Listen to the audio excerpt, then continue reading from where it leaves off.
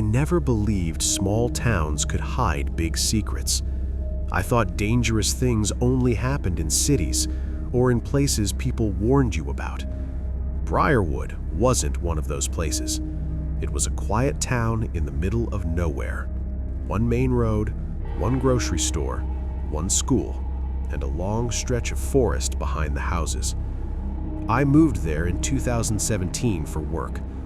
I rented a small house at the end of Briar Road. It was cheap, too cheap for a fully furnished house. The landlord was an old man named Mr. Henson. He didn't smile much. When I asked why the house was so cheap, he said, "Because nobody stays." I laughed. I thought he meant people got bored of the town. I didn't ask more. That was my mistake. The first week was normal.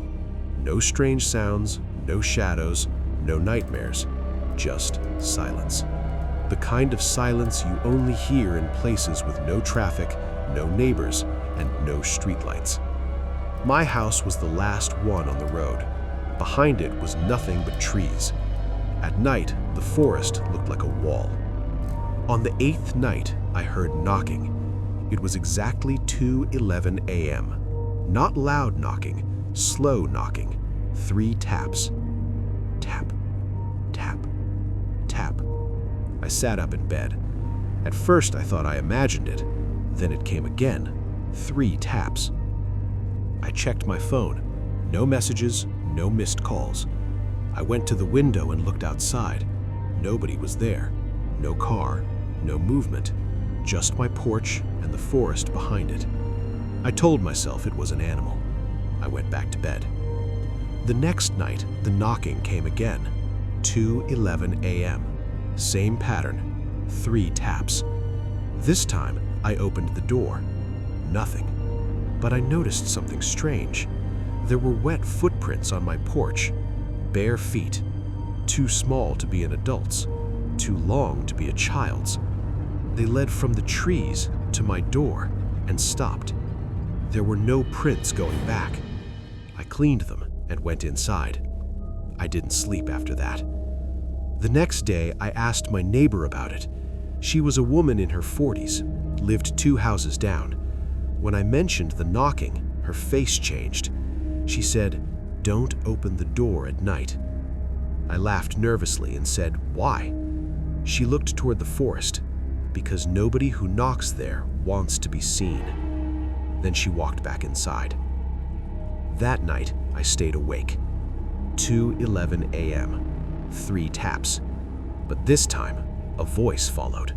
Soft, dry, like someone who hadn't spoken in years. "Can you let me in?" It sounded like a teenage boy. I didn't answer. "Please," the voice said. "I can't go home." I stood in the hallway holding my phone. My heart was beating so hard I thought it would wake the house. I asked, "Who are you?" There was a pause. Then the voice said, "I live here." I didn't open the door. After a few seconds, I heard footsteps, not walking away, walking sideways, like something dragging its feet along the wall. Then silence. The next morning, I went to the police station. The officer listened quietly. When I told him the address, he stopped writing. "That house?" he said. I asked what he meant. He hesitated. Then he said, 10 years ago, a boy disappeared from that house. His name was Ethan Miller, 17 years old. He lived there with his parents. One night, he went outside and never came back. They found his shoes by the trees. No body, no blood, just the shoes. The case went cold. I asked, "Why didn't anyone tell me this?" The officer said, "People don't like talking about Briar Road." That night, I didn't turn off the lights. 2:11 a.m., 3 taps. But this time, I heard breathing, right outside the door. Slow, wet, like lungs filling with water. "I found the way back," the voice said. I didn't move. "I just need you to open it." My phone buzzed. It was a message from my neighbor. "Do not look through the peephole." I froze. Then something covered the peephole from the outside.